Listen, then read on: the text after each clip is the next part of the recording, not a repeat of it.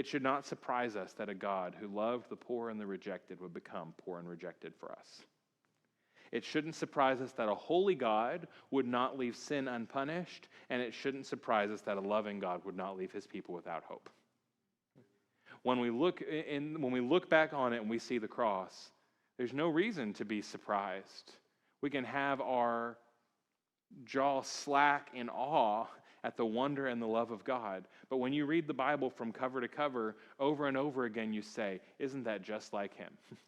Isn't that just the way that he is?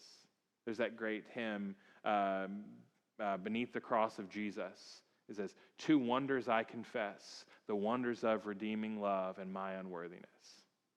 We can stand in awe and wonder, but we don't need to be surprised. That's who he is. That's the kind of God we serve. That's the kind of God who loves us and gave himself for us. He fulfilled it. But again, we can relate, can't we? How often does the grace of God surprise us? Sometimes it surprises us in our own lives where we think we're too far gone, that God could never change some problem in our life. We start to think of ourselves as victims, then surprise, God comes in and uses us for his glory anyway. Maybe more critically, it surprises us in the lives of other people. We think, oh, that person's beyond hope, that person's never going to change. That's just the way they are.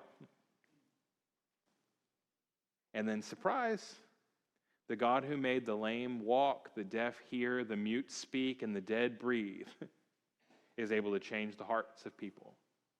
We don't have to give up, we just have to wait and believe.